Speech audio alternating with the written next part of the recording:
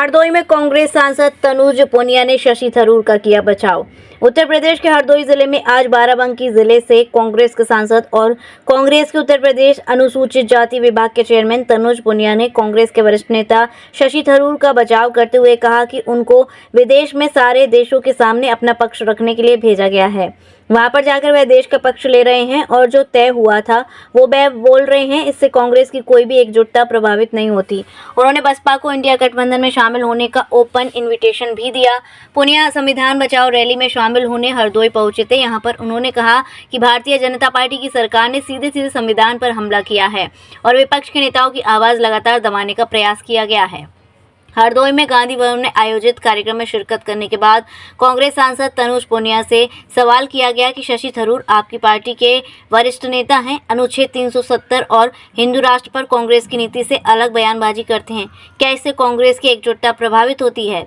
इसको लेकर तनुज पुनिया ने कहा कि कोई एकजुटता प्रभावित नहीं हो रही है। विदेश जाकर के सारे देशों के सामने अपना पक्ष रखने के लिए उनको भेजा गया है। देखिए, हमारा जो कार्यक्रम है पूरे प्रदेश भर, पूरे देश भर में कार्यक्रम संविधान बचाओ रैली का कार्यक्रम है। जिस तरह से भारतीय जनता पार्टी की सरकार ने सीधे सीधे संविधान पे हमला किया और आज से नहीं, सन 47 के बाद सन 49 से हमला किए जा रहे हैं, चाहे बाबा साहब की शव यात्रा हो या संविधान की प्रतिलिपियों को जलाने की बात हो, तो तब से लेकर आज तक लगातार संविधान पे हमला किया था। 2024 में तो सीधे सीधे मन से कहा था, इनके सांसदों ने, दो सांसदों ने कहा और तमाम कार्यकर्ताओं ने इनके कहा कि जो संविधान बदल देंगे 400 सीट आ जाए तो।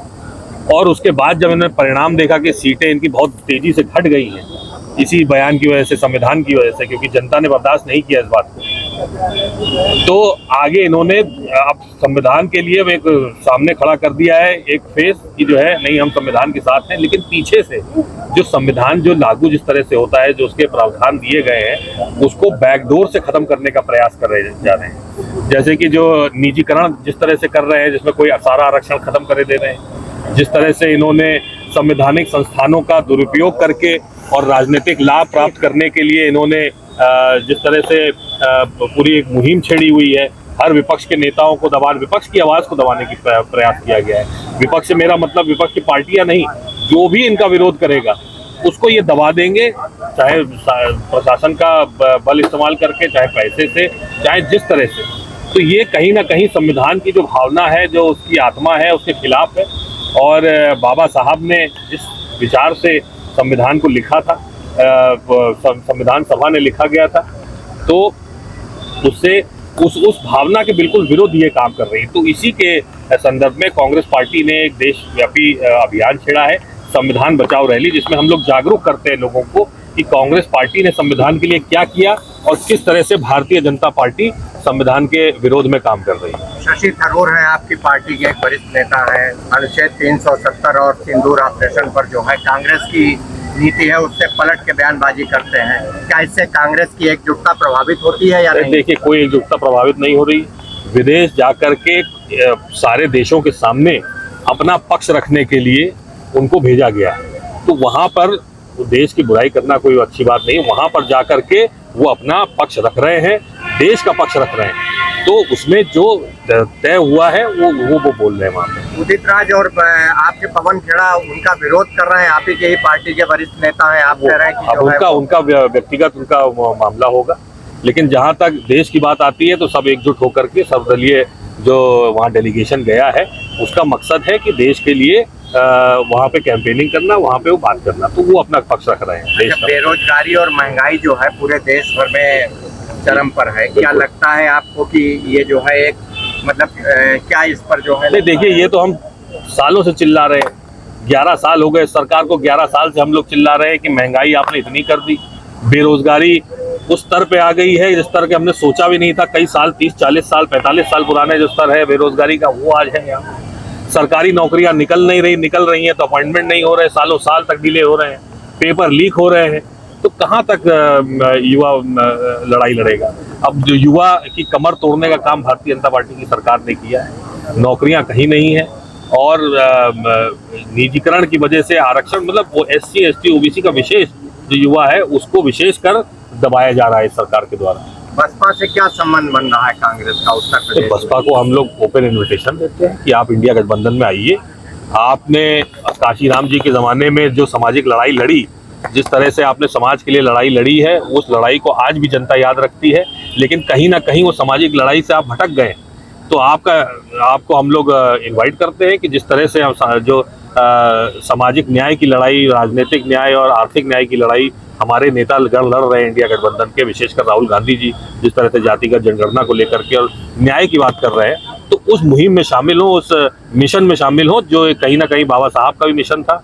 काशीराम जी भी उस मिशन के हिस्सा थे और अब राहुल गांधी जी इसको लेके आगे चल रहे हैं। क्या इस मिशन की क्या तैयारी है, मतलब पूरी क्या व्यापक तैयारी उत्तर प्रदेश? देखिए, आपने चुनाव की बात नहीं है, किन दलों को लेकर जो है क्या तैयारी कर रहे हैं? देखिए जैसे बाबा साहब ने कहा था कि राजनीतिक, जैसे समाजवादी पार्टी और बसपा में गतिरोध है, कैसे क्या जो है? नहीं, अभी तो निमंत्रण दिया है कि आए। माननीय अखिलेश यादव जी ने स्वयं मीडिया के माध्यम से आमंत्रित किया था माननीय मायावती जी को कि जो है वो आए, इंडिया गठबंधन का पार्ट हुए, लेकिन उधर से कोई रिस्पांस नहीं आया। कांग्रेस पार्टी ने भी निमंत्रण दिया है कि आए, लेकिन रिस्पांस अभी नहीं है। लेकिन हम लोग प्रयास कर रहे हैं कि वो भी आ जाए, हमारे पार्टी इस गठबंधन में शामिल हो।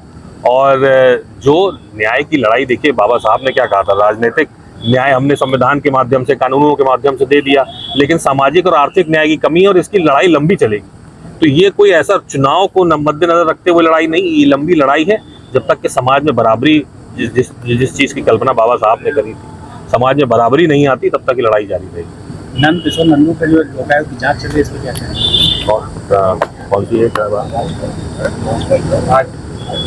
भाजपा के मंत्री हैं, उनकी एक शिकायत हुई है कि जो उन्होंने भर्ती की है वो अनैतिक रूप से की है, बिना जांच की है, उस पर एक देखिए, ये तो पहला मामला सामने आ रहा है। ऐसे कितने मामले हैं भ्रष्टाचार के मामले जिसमें गलत रूप से जो है अगर अपॉइंटमेंट हुए हैं। अगर आप यूनिवर्सिटी का देख लें, यूनिवर्सिटीज़ में, कानपुर यूनिवर्सिटी, लखनऊ यूनिवर्सिटी में अपॉइंटमेंट नहीं है, लेकिन उनको ज्वाइनिंग करा दी गई।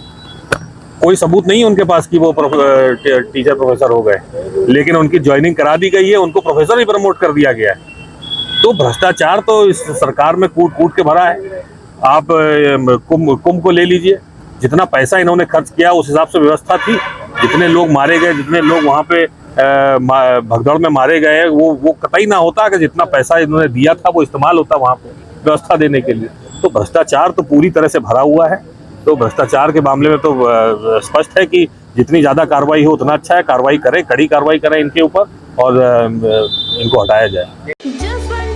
मोबाइल रिपेयरिंग, पार्ट्स एवं मोबाइल एक्सेसरीज के थोक विक्रेता। हमारे यहाँ कुशल इंजीनियरों द्वारा हर प्रकार के Samsung, iPhone, Nokia, Vivo, MI, Honor, Oppo, Motorola आदि मोबाइल की बेहतरीन रिपेयरिंग की जाती है। अब आप अपना मोबाइल रिपेयरिंग कराएं विद ओरिजिनल पार्ट्स के साथ। जसवंत टेलीकॉम, हमें आईफोन स्पेशलिस्ट, हाईवे प्लाजा के सामने, मंडी चौराया, मथुरा।